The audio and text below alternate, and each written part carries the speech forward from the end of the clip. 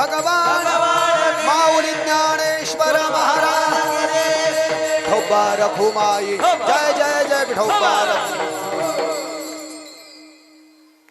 तर सातव्यांदा बळीराम दादाला देवकीच्या उदरातनं रोहिणीकडे नेऊन घातलं. रोहिणीस तो पुत्र झाला आणि आठव्यांदा भगवान श्रीकृष्णाचा जन्म झाला. इथपर्यंत आपण आलो होतो. आणि मग भगवान श्रीकृष्णाला 4 वाजता सरळ इकडे तुझ लागी वधी उपजला मज आधी झणी कंसासी कळेल तो माझ्या बाळासी मारेल. कंसाला कळालं की मी ज्याला 8वा समजत होतो ती त्यानं पाठवलेली माया आहे, ती निघून गेली. 6च मी मारले, 7वाही झाला आणि 8वाही तिकडे निघून गेला. माझं काही खरं नाही. तिकडे सकाळी 4 वाजता वसुदेव बाबानं मथुरेमध्ये प्रकट झालेल्या बालकृष्णाला डोक्यावर टोपली ठेवून जे यमुना नदीतून घेऊन गेले होते गोकुळामध्ये. मथुरेहून 14 किलोमीटर गोकुळ गाव, नंदाचा वाडा, नंदाच्या वाड्यामध्ये यशोदेचा महाल, पाळण्यामध्ये माया. माया आणली, कंसाच्या हातातनं सटकली, विंध्यवासिनी देवी झाली, कंस चक्कर येऊन खाली पडला. आणि मग इकडे सकाळी 4 वाजता उठून पाहिलं, सरपंचीन बाईला पोरग झालंय का पोरगी? म्हणजे पोरग आहे पोरग. पाहिला पाहिला नंदाचा नंदन, पाहिला पाहिला नंदाचा नंदन, पाहिला पाहिला नंदाचा नंदन, पाहिला पाहिला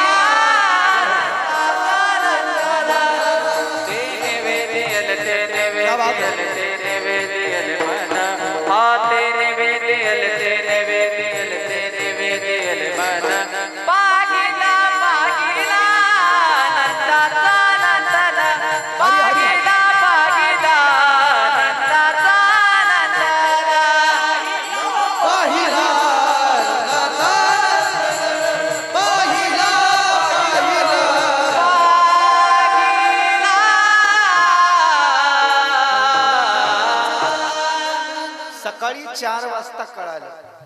मायेला जोपर्यंत वसुदेव बाबा घेऊन गेले नाही आणि कंसाच्या हातातून ती सटकली नाही तोपर्यंत कृष्ण इकडे आले कोणालाच माहित नाही. रोहिणीला यशोदेला झोप लागली, गोकुळाला झोप लागली, मथुरेला झोप लागली. सकाळी 4 वाजता उठून सुईनींनी पाहिलं, लाला भयो है लाला. यशोदेला मुलगा झाला. म्हणले मुलगा हे गोकुळीच्या सुखा अंत पार नाही लेखा,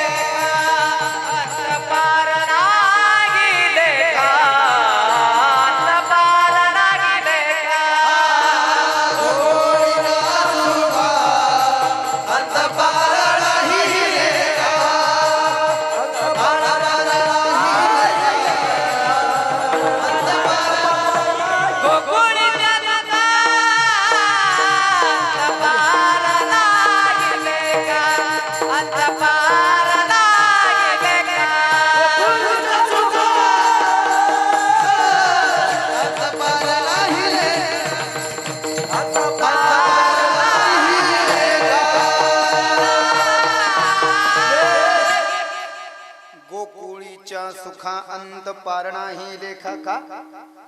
यशोदा म्हणजे सरपंचीन बाई आहे, नंद सरपंच आहे, त्यांची पत्नी सरपंचीन बाई आहे. सरपंचनीला मुलगा झाला हे पाहण्याकरता गोकुळात एकाही घरामध्ये एकही गोपी थांबली नाही. म्हणले बाळकृष्णा नंदा घरी आनंदल्या नरनारी. क्या बात है, जय हो.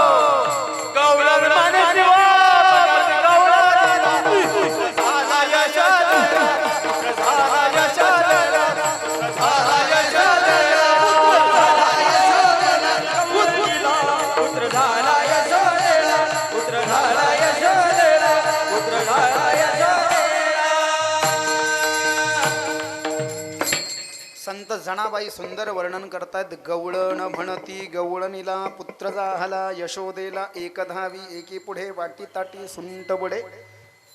आणि जेव्हा कळालं सरपंचाला मुलगा झालाय. बाळकृष्णानंदा घरी आनंदल्या नरनारी, एक 1154 नंबरचा अभंग आहे.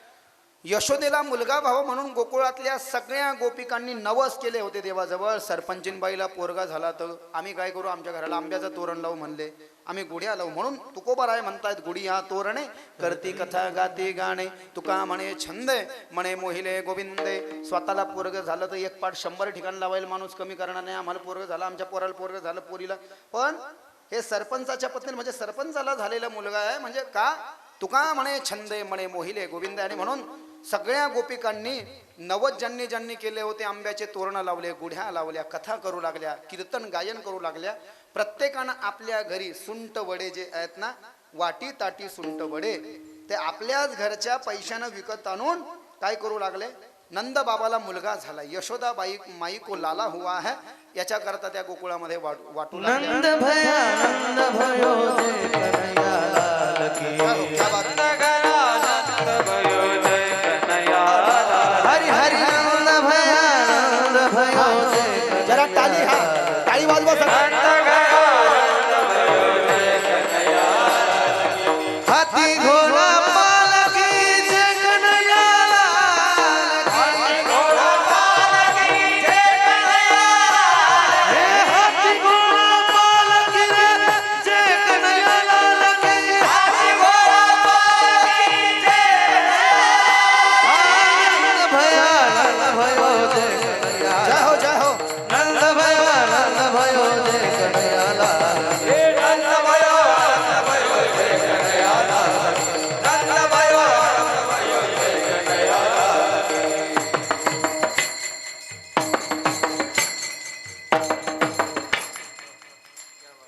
क्या बात है, वाह वाह, जय हो. नंद के आनंद भयो जय कन्हैया लाल की, गोकुल में आनंद भयो जय कन्हैया लाल की, जय दाऊदयाल की. हो जय हो रोहिणी लाल की. नंद बाबांना नंदोत्सव केला ते आपण बघितलं होतं श्रीमद भागवतामध्ये, यथोक्त प्रमाण आहे. भगवान श्रीकृष्णाचं प्राकट्य झाल्यानंतर जसं कळालं पहिल्या दिवशी सकाळी 4ला, तर पहिला, दुसरा, तिसरा, चौथा आणि 5वा असे 5 दिवस भागवतात वर्णन आहे की नंद बाबाच्या वाड्यामध्ये पाय ठेवायला, काय श्वास घ्यायला सुद्धा जागा नव्हते. हा, या नंद बाबाच्या इथे एवढी दाटी केली, बघू द्या आम्हाला एकदा तरी पोरग पाहू द्या. का, काही काहीचं काय आहे म्हटले, सुंदर दिसतो पण काय काहीचा चेहरा सुंदर आहे, तो ऊपर का चिट्ठी ना कोई संदेश, जाने वो कौन सा देश जहां तुम चले गए.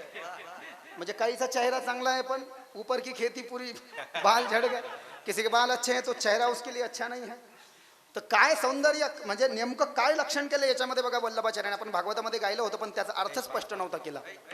अधरम मधुरम, भगवान श्री कृष्ण के अधर माने की हाथ भी बड़े सुंदर है, बड़े दिव्य है, मधुर है. वदनम मधुरम, संसार में जो बाकी बिहारी कृष्ण का वदन है, मुख है, मुख कमल है, उनसे सुंदर किसी और का नहीं है. उनका सिर्फ मुख कमल सुंदर नहीं, उनके हाथ भी बड़े मधुर है. ठीक है ना. देवाचे हात मधुर आहेत, देवाचं वदन मधुर आहे. अधरम, अधर म्हणजे हात, संस्कृत मध्ये हाताला अधर असं म्हणतात. अधरम मधुरम वदनम मधुरम नयनम, भगवान के नेत्र जो हैं वो भी बड़े सुंदरता से परिपूर्ण है, प्यारे. नयनम मधुरम हसितम मधुरम. काही काही जण हसल्यावर बघावं वाटत नाही, बाबा तू हसू नको. का, कारण की हसण्याचं प्रमाण जरा जास्ती होत आहे म्हटले. पण देव जे हसतात ते बरोबर ॲक्युरेट, परफेक्ट मेजरमेंट आहे. देवाचं हसणं जगातलं सगळ्यात सुंदर आहे, देवाचा चेहरा जगातला सगळ्यात सुंदर आहे, देवाचे डोळे सगळ्यात सुंदर आहे, देवाचं वदन सगळ्यात सुंदर आहे, आणि देवाचे हात सगळ्यात सुंदर आहे, हृदय देवाचं सगळ्यात सुंदर आहे. आणि जगात देवाची गाडी आता सध्या MG हेक्टर, त्याच्यानंतर इनोवा हाय क्रॉस, इनोवा क्रिस्टा, त्याच्यानंतर स्कॉर्पिओ यन वगैरे लोकांची धूम चालली, काळ्या गाड्या घ्यायची धूम चालली. पण भगवान श्रीकृष्णाकडे जी गाडी आहे ती गाडी जगात किती आले किती गेले कोणाकडे नाही. रथयम मधुरम गमनम मधुरम, गरुडावर बैसोणी माझा कैवारी आला. गरुडावर बसून भगवंत येतात, त्यांच्यासारखी गाडी कोणाकडे असू शकते. म्हणून ते इतके सुंदर आहेत म्हटले. भगवंताची सौंदर्य अलौकिक आहे, अद्भुत आहे. राजसु सुकुमार मदनाचा पुतळा, राजसा सुकुमार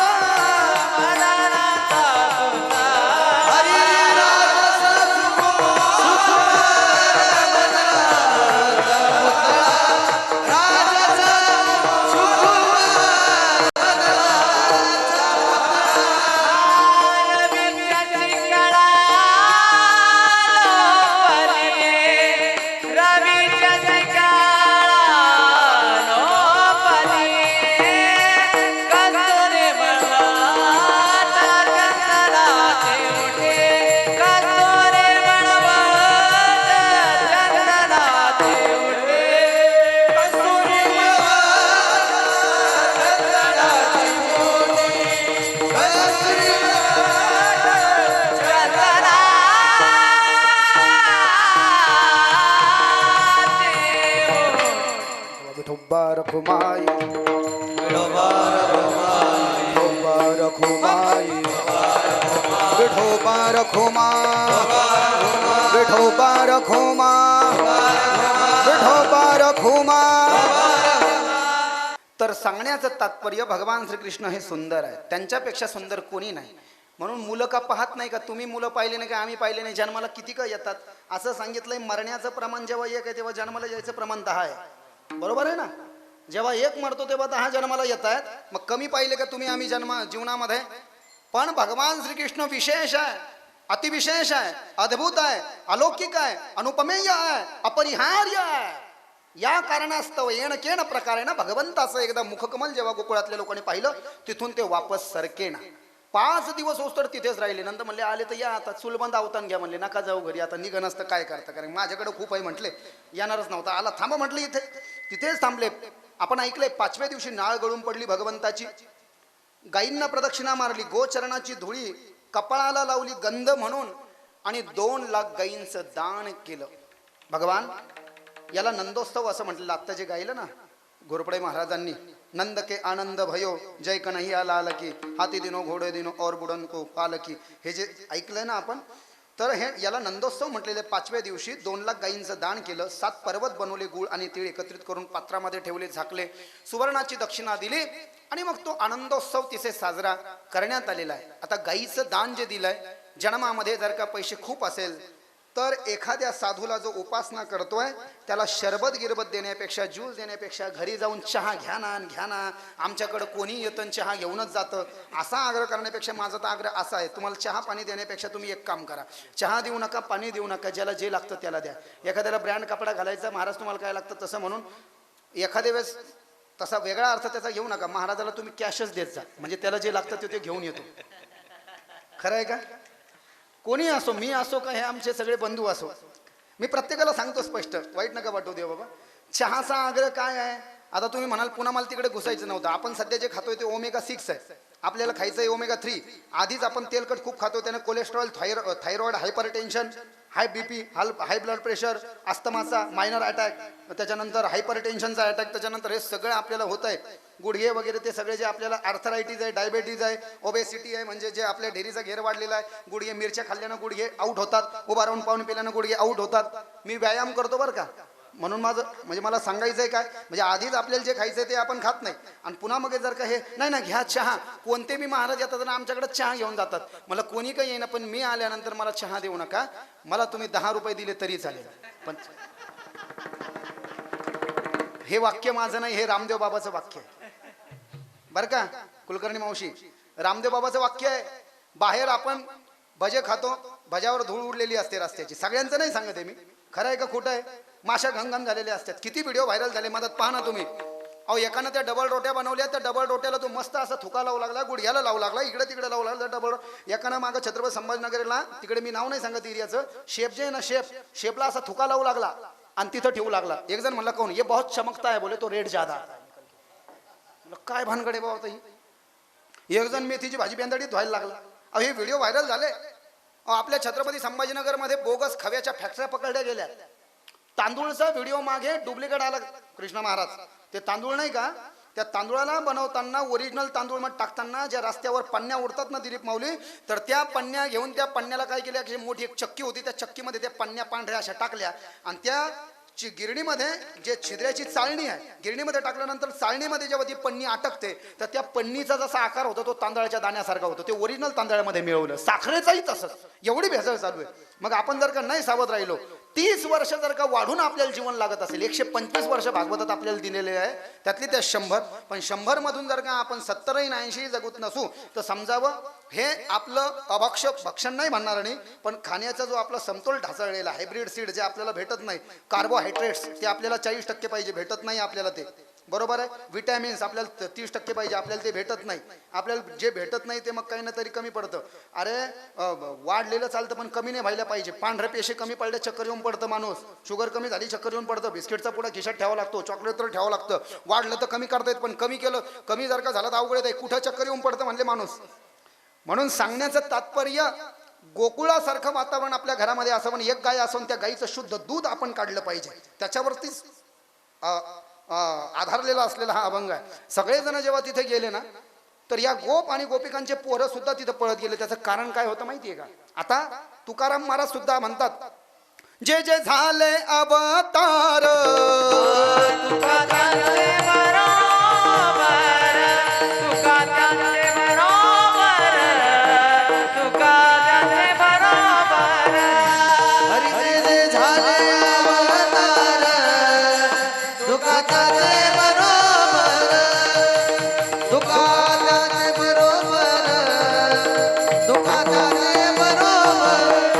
हे जे जे झाले अवतार, हरी हरी हा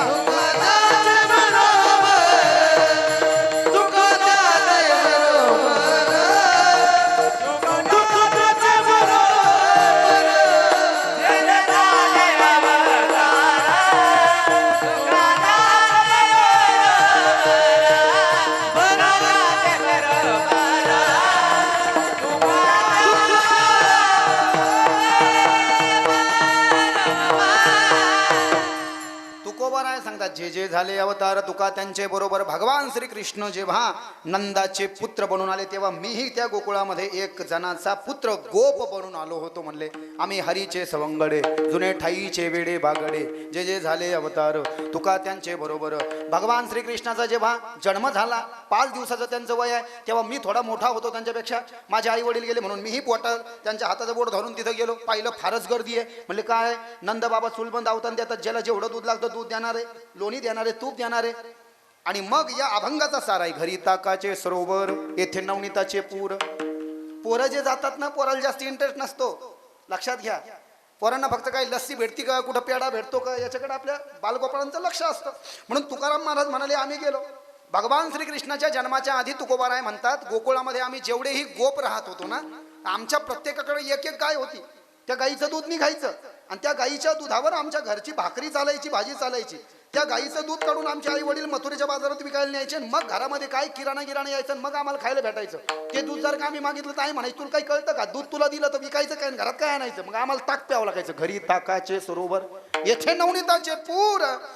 आणि मग अनेक दिवसापासून जे आम्हाला अमृत तुल्य दूध प्यायचं होतं, त्या दूध पिण्याकरता आम्हाला अनेक महिने भगवान श्रीकृष्णाच्या जन्माची प्राकट्याची वाट पाहावी लागली. तो दिवस उजाडला. नंदाचे पुत्र बनून कृष्णम ब्रह्मम कृष्णरूपी भगवान जेव्हा आले तेव्हा खऱ्या अर्थानं आम्हाला या ठिकाणी निश्चिंतता प्राप्त झाली आहे. अभंगाच्या हरी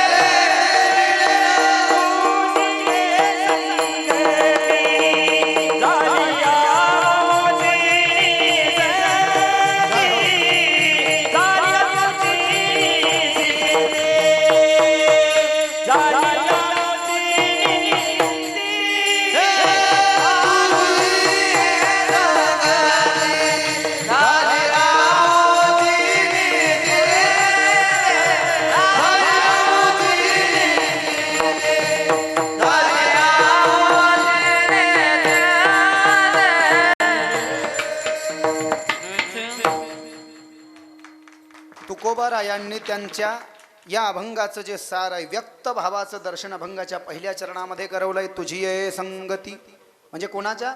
भगवान श्रीकृष्णाच्या प्राकट्यानंतर 5व्या दिवशी त्यांचं दर्शन करून त्यांचं जे सानिध्य संगत प्राप्त झाली त्यानं खऱ्या अर्थानं आमच्या सगळ्या ग्वाल बालांची निश्चिंती झाली. का झाली आमची निश्चिंती? निश्चिंती का झाली म्हटले? माणसाची निश्चिंती केव्हा होते? उदाहरणार्थ एखाद्याचं जर का लग्न होतच नसेल, खरं म्हणजे आता सहज व्यावहारिक उदाहरण म्हणून, पण निश्चिंतीचं याचंही व्याकरण, एखाद्याचं जर का लग्न, बाबा इथं कोणाचं राहिलं की इथंचं नाही घेते, होईल होईल काही काळजी नाही, असू दे. एखाद्याचं जर का लग्न होत नसेल, समजा काय म्हटलं, एखाद्याचं लग्न होत नसेल, परेशान झालं असेल, ठेपे पाऊ पाऊ वगैरे, आणि झालं तर झाल्यानंतर माणूस काय करतो बो? शांततेचा श्वास घेतो ना, त्याला म्हणतात निश्चिंती. किंवा जीवनामध्ये, व्यावहारिक जीवनामध्ये जी अप्राप्त वस्तू आहे, लक्षात घ्या, व्यावहारिक जीवनामध्ये जी वस्तू अप्राप्त आहे आणि त्या वस्तू करता जीवनामध्ये संघर्ष चालू आहे, खूप प्रयत्न चालू आहे, अतोनात प्रयत्न चालू आहे, आणि त्या प्रयत्नांची पराकाष्ठा म्हणजे प्रयत्नाची शर्त करून जेव्हा ती वस्तू जीवनामध्ये प्राप्त होते त्याला म्हणतात निश्चिंती. व्याकरणीय शब्द आहे. म्हणून ज्या दूध पिण्याकरता, जे दही खाण्याकरता, लोणी खाण्याकरता, तूप खाण्याकरता तुकोबाराय म्हणतात, आम्ही गोकुळामध्ये गोप म्हणून जन्माला आलो, पण भगवान श्रीकृष्णाची आम्हाला वाट पाहावी लागली, तर ती भगवान श्रीकृष्णाच्या रूपाने आमची पूर्ण झाली. तुझी ये संगती झाली आमची निश्चिंती. आणि निश्चिंती कशी झाली म्हटले? ती एक वस्तू नाही म्हणले, आम्हाला जीवनामध्ये खूप साऱ्या वस्तू पाहिजे होत्या, ज्या वस्तू नंद बाबानं पात्राच्या पात्रां पर्वताच्या म्हणजे अशा रांगा लावल्या होत्या अभंगाच्या दुसऱ्या चरणात. नाही देखिले ते मिळे मिळे मोरा, नाही देखिले ते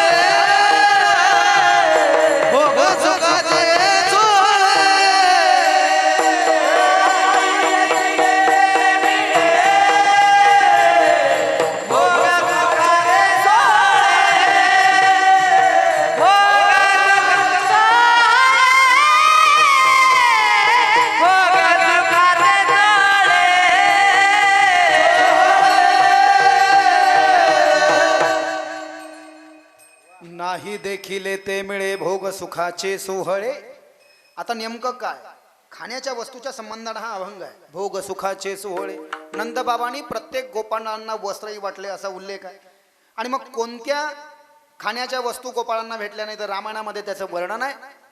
खाजा, करंजा, मालू, चकोर, बुंदी. जुन्या काळामध्ये लग्न, रोज लोकांना फक्त भाकरी आणि पिठलं फार फार किंवा भाजी, चपाती म्हणजे जी पोळी खातो आपण ती सुद्धा कधी मधी सणासुदीला भेटायची. आणि मग लग्नाची नुकती नाही खाऊ घातली तुम्ही. जुन्या काळात असं होतं. म्हणजे जुन्या काळामध्ये लग्नामध्ये नुकती खाणं म्हणजे सर्वश्रेष्ठ पदार्थ. आजकाल आता ॲडव्हान्स फीचर आलंय, टेक्नॉलॉजी डेव्हलप झाली आहे की बुंदीला बारीक करून गुलाबजामुनही बारीक केला, त्याला दिल जाने असं म्हणतात. काय म्हणतात? दिल जाने. बडा आनंद आ गया. म्हणजे जुन्या काळामध्ये बाबा नुकती नाही खाऊ घातली तुम्ही, चोरून चोरून लग्न खाल्लं तुम्ही. आम्ही नुकतीची वाट होतं का नाही जुन्या काळात असं की नुकतीची वाट पाहिली आम्ही. म्हणजे जुन्या काळामध्ये एखाद्याचं लग्न निघलं तर लोक नुकतीची वाट पाहिजे. लक्षात येत आहे का? पण इथे गोपाळांना फक्त ताक भेटत होतं घरी, दूध. दुधासोबत त्यांना काय काय भेटलं भागवत रामायणामध्ये त्याचे वर्णन आहे. खाजा, करंजा, मालू, चकोर, बुंदी, जिलेबी, शेव, फाफड़ा, मैसूर पाक, बेसन के लड्डू, मोतीचूरन के लड्डू, मालपुआ, हे धर्मशास्त्र में नाम आए है. आता नंदाच्या इथे कृष्णाचं प्राकट्य झालंय ना. कृष्णस्तु भगवान स्वयं आकाशात पतितं तोयम यथा गच्छति सागरम सर्वदेव नमस्कार केशवम प्रति गच्छति. कृष्ण माझी माता, कृष्ण माझा पिता, बहिणी बंधू चुलता, कृष्ण माझा. 233 अभंगाचा नंबर. जे कृष्ण माता पिता बंधू गुरु ईश्वर रूप आलेले आहेत ते सोबत येताना सगळी संपदा सोबत घेऊन येणार आहे ना. काल आपण ऐकलं 16,100 लग्न करायचे तर वैकुंठाची प्रॉपर्टी खाली आणली म्हणजे कमी पडू नये म्हणून. आता जन्माला आल्यावर कोणाकडे जन्माला आले बघा ना देव. श्रीमंत बापाच्या घरी जन्म घेतला देवानं, आधीच 9 लाख गायी आहे आणि किती दूध दुभतं असेल. आपण अर्धा धरू तसं काही भागवत स्पष्ट लिहिलं नाही. आपण काय करू सरपंचीनताई, 4.5 लाख गायी आपण काय करू 4.5 लाख गायी समजा नाही जाणलेल्या आणि 4.5 लाख जरी जाणलेलं किती दूध दुभतं निघत असेल. त्याच्यापासून निघणारं दूध, दुधाची साय, खवा, तूप, लोणी आणि त्याच्यापासून दुधाचे जे काही पदार्थ बनतात, काय काय बनतं आपल्याकडे कलाकंद वगैरे सगळं गोप म्हणतात. हे आम्हाला कधीच भेटलं नव्हतं आणि हे दुधासोबत खाऊन आम्हाला सगळ्याला काय होणार होतं म्हणले, भोगाच्या सुखाच्या सोहळ्याचा अनुभव येणार होता. आणि म्हणून तुकोबाराय म्हणतात नाही देखील ते मिळे. काय काय वस्तू ठेवल्या नंदबाबांनी भगवान श्रीकृष्णाचं प्राकट्य झाल्यावर. परातीच्या पराती, मोठमोठाले पात्र. काही काही वस्तू तर अशा आहे म्हणलंय नवनाथामध्ये वटसिद्ध नागेश नागनाथानं बुंदी, मालपुवा, भात त्याचे डायरेक्ट पर्वतच लावले होते. जेवढं लागन तेवढं डिश आणा, बकेट आणा, घेऊन जा घरी. नवनाथात वाचा. तशा पद्धतीने पर्वत. नाही देखील ते मिळे भोग सुखाचे सोहळे. पण हे भोग सुखाचे सोहळे, या भोगाच्या सुखाच्या सोहळ्याचा अनुभव करत असताना आणि आनंद प्राप्त करत असताना जी आम्हाला निश्चिंती झाली आहे. माणसाला निश्चिंती केव्हा होते माहिती आहे का? जेव्हा अप्राप्त वस्तूची प्राप्ती होत असते. ती वस्तू जर का प्राप्त असेल तर त्याचं महत्व राहतं का? उदाहरणार्थ एखाद्याला गाडीच नाही आता, म्हणजे 4 व्हीलर आजकाल तर ते ट्रेडिशन झालं. अल्टो असो, फिल्टो असो, कोणती का वहिनं लागतीच प्रत्येकाला. पण अल्टोचाही आनंद केव्हा आहे? ज्याच्याकडे रिक्षाही नाही आहे त्याला अल्टो भेटली तेव्हा आनंद आहे ना. नाही तर त्याच्याकडे व्हॅगनार आहे, फिगनार आहे, मग त्याला काय त्याचा उपयोग? म्हणजे ती वस्तू अप्राप्त आहे. अप्राप्त वस्तू जेव्हा जीवनामध्ये प्राप्त होते तेव्हा त्याला शब्दाची संज्ञा प्राप्त होते, त्याला निश्चिंती असं म्हणतात. म्हणून जन्माला आल्यापासून गोपाळांना भगवान श्रीकृष्णाच्या आधी दूध तर सोडा हो, हे असं गुलाबजामुन रसगुल्ला हे तर काहीच भेटलेलं नाही. हे सगळं नंदबाबाच्या इथे त्यांना भेटलं. म्हणून आमच्या इथे आम्हाला काय घ्यावं लागायचं आणि तुझ्या इथे येऊन तुझ्या जन्मानंतर आम्हाला काय भेटलं याचं उत्तर त्यांनी अभंगाच्या 3ऱ्या चरणात दिलं.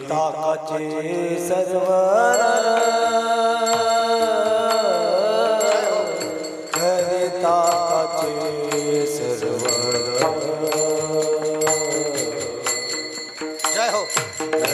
ताकाचे सर्वर घरी ताकाचे सर्वर घरी ताकाचे सर्वर. या बात आहे. हरी हरी हा. घरी ताकाचे सर्वर घरी ताकाचे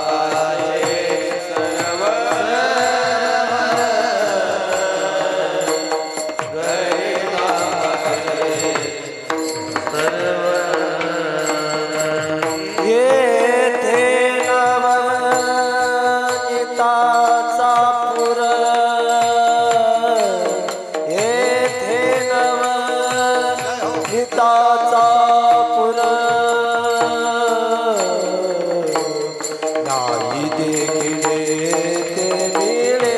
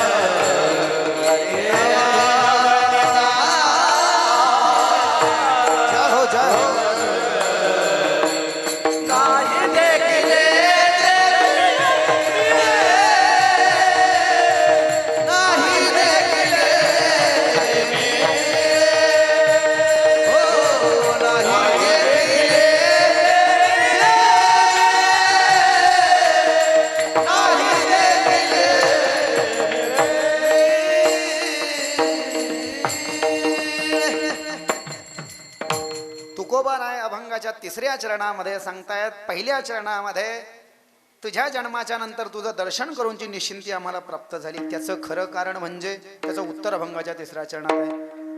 येथे घरी ताकाचे सरोवर, येथे नवनीताचे पूर.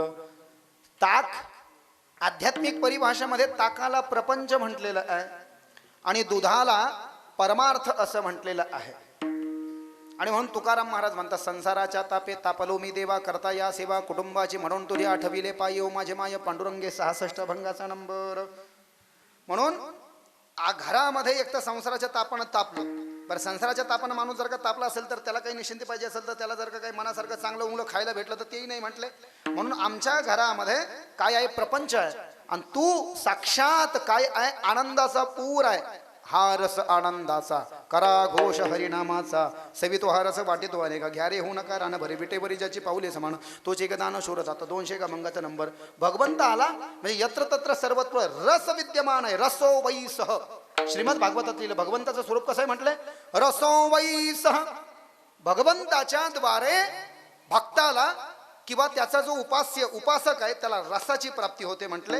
आता तो कोणत्या पद्धतीचा रस घ्यायचा जो त्याचं त्यांनी ठरवायचा आहे. आणि म्हणून तुकोबाराय म्हणतात, घरी ताकाचे सरोवर, येथे नवनीताचे पूर. तुझ्याकडे आल्यानं पूर म्हणजे दूध, नवनीताचा पूर दूध म्हणजे आम्हाला परमार्थाची प्राप्ती होणार आहे. ही झाली आध्यात्मिक परिभाषा.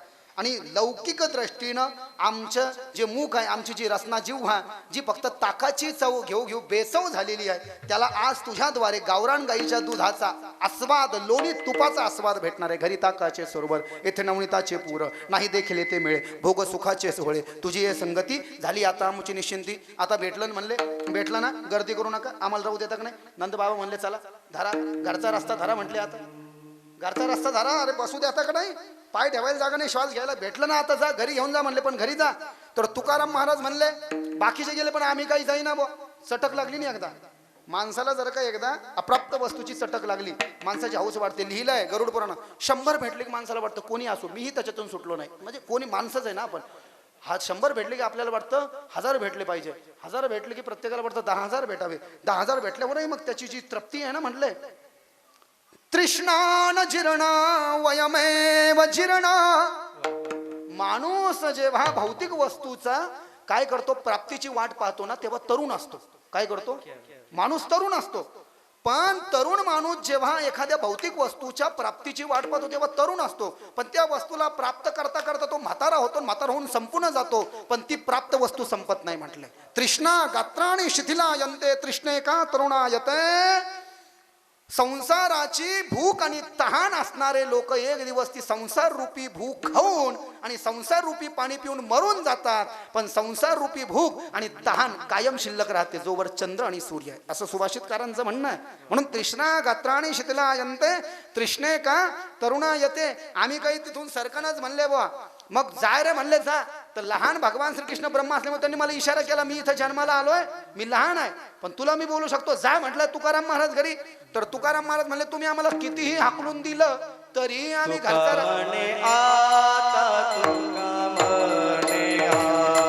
जय हो तुका म्हणे आता, तुका म्हणे आता, तुका म्हणे आता,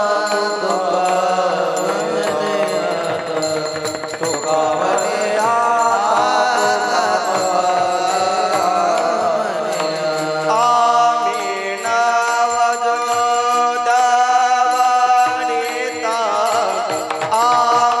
आम्ही नाव जोडवणीता, नव जोडवणीता, नाही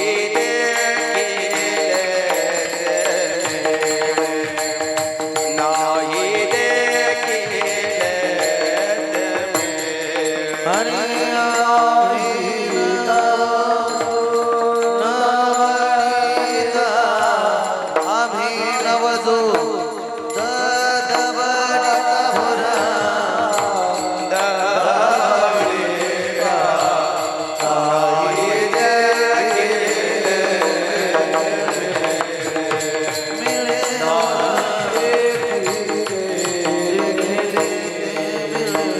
बोगस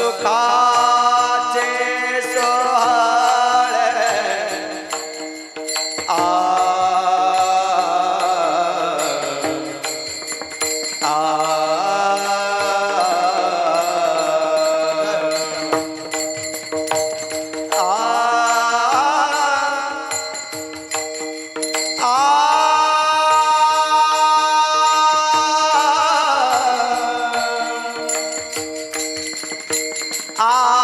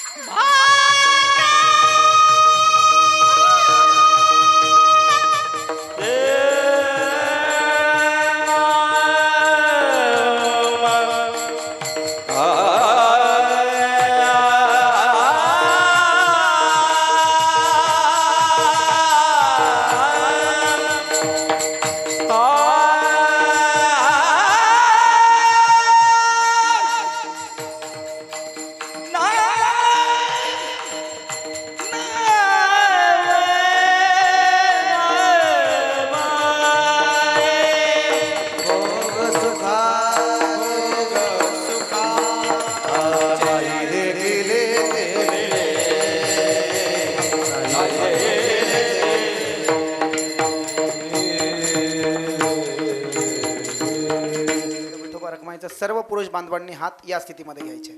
माता माऊल्यांनी जागेवरती टाळी वाजवायची. मुखानं विठोबा रखमायचं भजन. हरी विठोबा रखुमाई विठोबा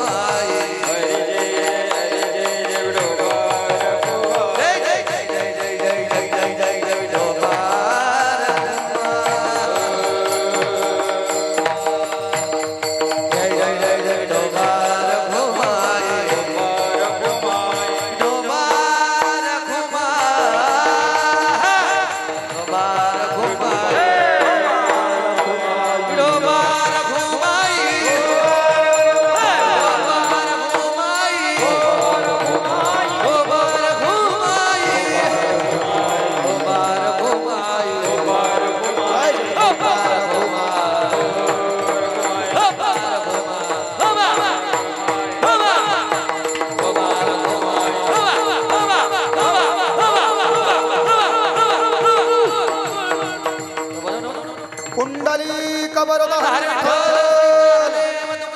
पंढरीनाथ भगवान माऊली ज्ञानेश्वर सद्गुरु तुकाराम महाराज शांती परब्रह्म एकनाथ महाराज की गोपाल कृष्ण भगवान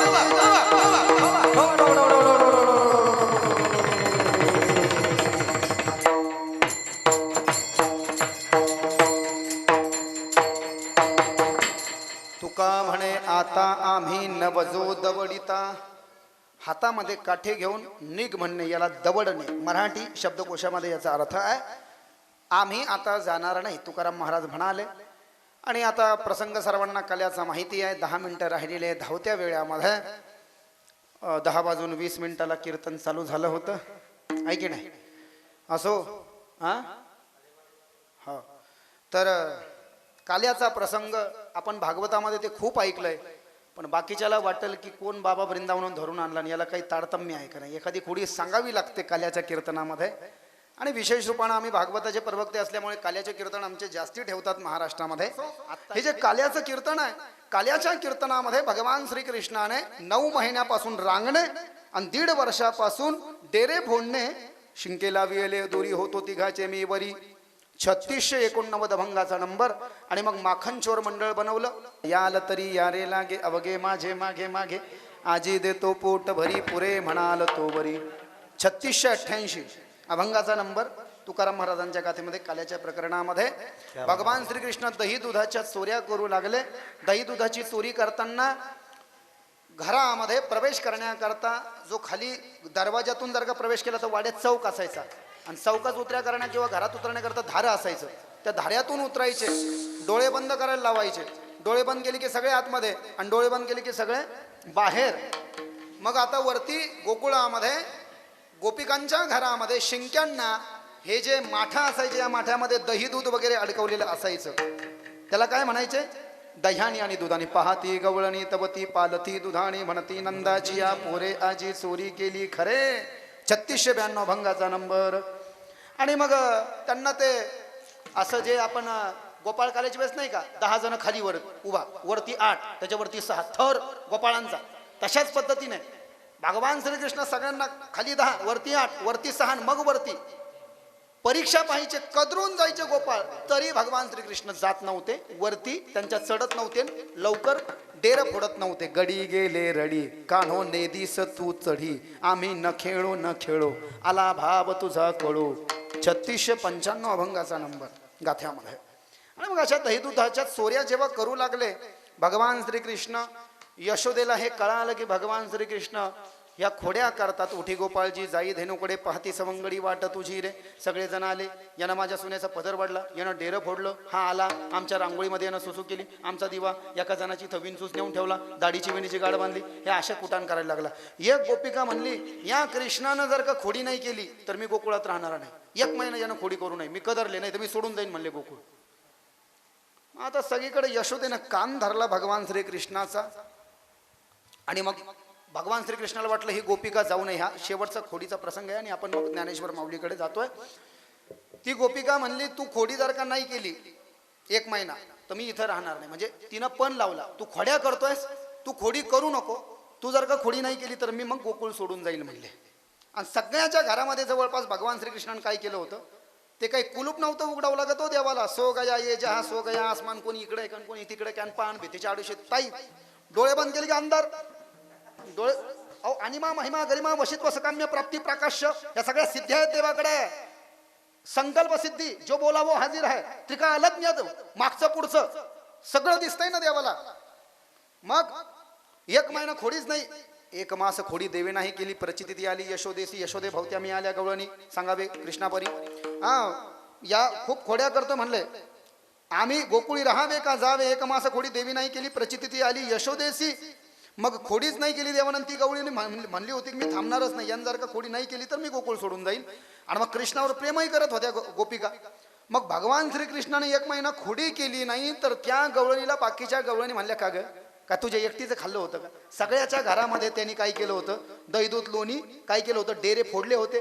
डेरे फोडून त्या दुधाण्या पालथ्या घातल्या होत्या, गोपाळाला खाऊ घातलं होतं. मग तुझ्या घरात खाल्लं होतं तर तुझं काय बिघडलं होतं. आता पाय सरपंचाच्या पोरानं खोडी नाही केली म्हणले, महिनाभर चल निघ म्हणले, इथं काऊन राहते तू आता निघ म्हणले.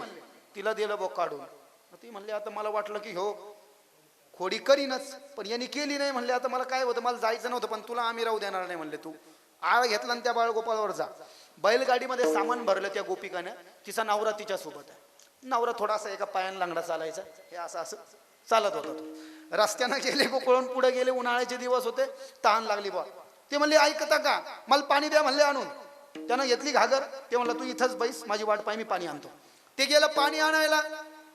जसं पाणी आणायला गेलं ते वापस आलं आणि वापस आणून त्यानं बैल हाकले. जे कासरा होता ना बैलाचा, जे आणि बैल जुंपलेलं होतं बैलगाडीला, कासरा हातात धरला हाकले बैलांना, चला हुर्र असं म्हणल्यावर बैल चालले. आता पाणी आणायला कोण गेला, तिचा नवराच गेला ना, तर पाणी घेऊन कोण येणार, तिचा नवराच येणार ना. आणि दुसरा आला ती ओळखल ना, पण तिने ओळखलं तिचा नवरा. तिच्या नवऱ्यानं गाडी हाकली, ती गाडी चालली. जशी गाडी चालली तिच्या नवऱ्यासारखं दुसरा माणूस दिसला. अय भाऊ, अरे थांब, अरे कोण आहे तू. आणि मग बायको कुठं घेऊन पळून चालला म्हणले, हुबे हुब. तिचा नवरा तिकडून दुसरीकडून लंगडत लंगडत पाणी घेऊन यायला. लक्षात आलं का तुमच्या. म्हणजे भगवान श्रीकृष्णच तिचा नवरा झाला. ते म्हणलं मला काही माहित नाही, तूच ठरव म्हणले, तुझा नवरा मी का होय. ती म्हणले तुम्हीच. आता तो कोण बहिरूपी आहे. ते दोघं आले, दोघांनी एकमेकाच्या गचंडा धरल्या. तितक्याच पुन्हा तसाच तिसरा आला. तुम्ही दोघं कोण आहे मला माहित नाही, माझी बायको तुम्ही काऊन पाहून नेऊ राहिले म्हणले. भाऊ हा ही माझी बायको आहे म्हणले. तिनं तर डोक्याला हात लावला. बाबा बाबा काय ताप झाला म्हणले. आता कशाला पण लावलं म्हणले, देवाला 1 पड दिलं तर 10 पड देतो म्हणले. बो देव उगाचच म्हणले मी की यानं खोडी नाही केली मी गोकुळ सोडून जाईन. पहा म्हणले आता काय आपत आली, आगीतून निघण फुफुट्यात पडा बघा म्हणले. आता ते दोघांना गचंडात धरले. तिसरा म्हणले तिघ कुस्ती करू, जो जिताबाई सिकंदर. ते दोन म्हणले आम्ही नको रे बाबा. चौथा आलं. चौथा म्हणले तुम्ही 3 तिकडा त्रिदेवता त्रिमूर्ती कोण आहे म्हणले तुम्ही. अरे माझी बायको आहे म्हणले. मी पाणी आणायला गेलतो, त्या डोंगराच्या पलीकडे पाणी होतं, चढायला टाइम लागला, घेऊन यायला टाइम लागला. आणि मग नंदाच्या कानावर ही गोष्ट गेली की जी गोपिका आपल्या नवऱ्यासोबत गोकुळ सोडून निघाली होती, तिचा नवरा लंगडा होता. ग्रामसभा भरवा म्हणले, आता ग्रामपंचायतीमध्ये तुम्हीच द्या म्हणले निर्णय, आता पंच कमिटी. नंद म्हणले मला माहिती आहे आता हे असे कुटाने आमचेच पोरग करतं म्हणले. थांबा आता तुम्ही या म्हणले. एक काम करा म्हणले, 4 जण चला.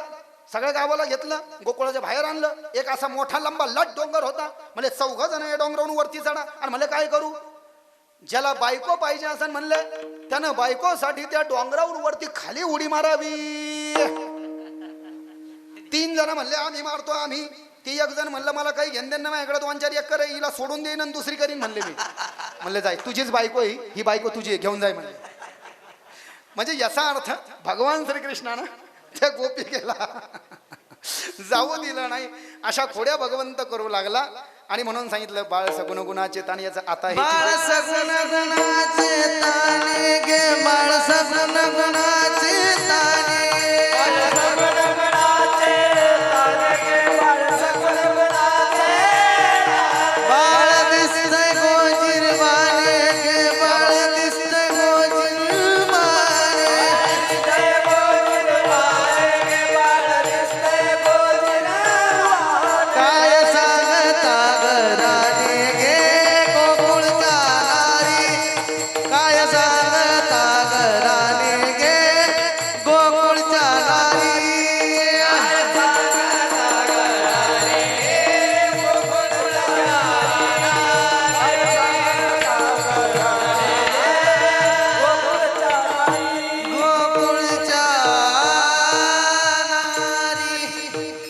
बाळ लहान आहे पण करामती कशा आहे म्हणले हरी अनंत ब्रह्मांडे उदरी हरी हा बाळक नंदा घरी नवल केवडे केवडे नकळे कानोबाचे कोडे पृथ्वी जेने तृप्त केली त्यासी यशोदा भोजन घाली 3721 भंगाचा नंबर हा कसा आहे म्हटलं याचं काही खरं नाही.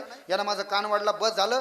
तक्रारी आली आता तू इथं राहू नको शाळेत जा म्हणले कसं बळीराम दादाला बरोबर घे तू पण जा 9 लाख गोपाळ बरोबर प्रत्येकाची एक एक गाय घे. आता अरे तुम्ही गाया घेऊन सारे गोपाळ अरे तुम्ही गाया घेऊन सारे गोपाळ अरे गाया घेऊन सारे गोपाळ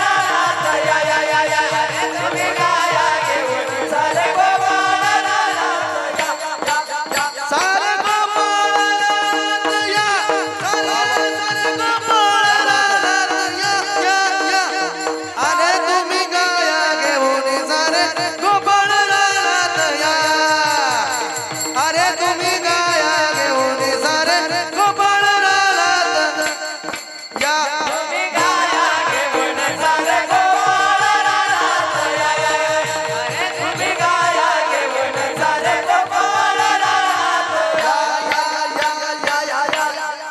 अरे तुम्ही सारे गोपाळ गाया घेऊन तर रानात या 9 लाख गोपाळ आहे प्रत्येकाची एक एक गाय आहे. वृंदावन गोकुळाहून वृंदावन 4 किलोमीटर आहे.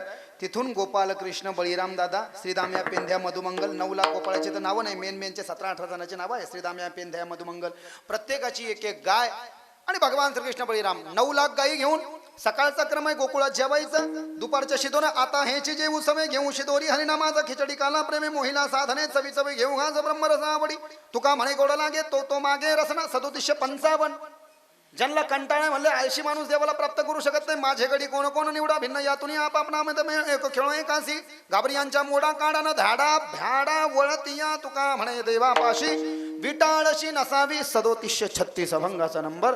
ज्यांना मी पाहिजे त्यांनी कंठी धरला कृष्णमणी 3725 अवघा जनी प्रकाश ज्यांचा माझ्यावर बळी राहून त्यांनी माझ्यासोबत चला. आणि मग गोकुळात त्या वृंदावनामध्ये अगासूर बकासूर त्रणावर ते सगळे मारले. एक दिवस अन्न संपलं तर अन्न संपल्यानंतर साधू संतांच्या काही बायका आल्या होत्या त्या कृष्णाच्या भक्त होत्या. त्यांनी जे अन्न गोपाळांना दिलं कृष्णाच्या सांगण्यावरनं त्या अन्नाला भगवंतांनी एकत्रित केलं आणि त्याला वारकरी सांप्रदायिक परिभाषेमध्ये काला असं म्हटलेलं आहे. उपजोनिया पुढती येऊ काला खाऊ दही भात वैकुंठीत वयसे नाही कवळ काही काल्याचे एकमेका मुखे देऊ सुखे घालू हुंबरी तुका म्हणे वाळवंट बरवे नीट उत्तम 3687 येथे मिळतो दही भात नाही वैकुंठ येथे मात्र तुका म्हणे काला वैकुंठी दुर्लभ विशेष होतो लाभ येथे संत संगे तुमचं आमचं महद्भाग्य आहे. या भागवताच्या निमित्तानं ज्येष्ठ घर हरिओम नगर जळगाव लाडगाव परिसरातले सगळे वारकरी लोक निमित्त मात्र यजमान परिवार कुलकर्णी मावशी यांनी सर्वांनी आपल्याला ही सुवर्ण संधी प्राप्त करून दिली आहे की जो काला या सुखाकारणे देव वेडावला वैकुंठ सोडून संत सदनी राहिला. तुम्ही सगळे मला सगळ्याचे नाव सगळे म्हणतोय मी पण आता प्रत्येकाचं नाव घेणं तर शक्य नाही ना तेवढं तर म्हणजे प्रत्येकाचं नाव माहीतच नाही ना पहिले म्हणून सगळे म्हणतोय मी. सगळे लाडगावचे काही असतील काही टोनगावचे असतील काही जळगावचे असतील काही हरिओमनगर गावातले असतील आणि काही ज्येष्ठ घरातले आपण सर्व तुमचं आमचं महत्भाग्य आहे की तुम्हाला हा काला वैकुंठी तो व्हायचे नाही कवळ काही काल्याचे तो काला तुम्हाला आम्हाला इथे या काल्याच्या निमित्ताने या ठिकाणी मिळत आहे. ज्ञानेश्वर माऊली भजन होईल आणि विठ्ठल जे भजन होईल त्याच्यानंतर काल्याचा अभंग होईल आणि त्याच्यानंतर पुढचा क्रम आपल्याला टाळकर यांच्या द्वारे सांगण्यात येईल. ज्ञानेश्वर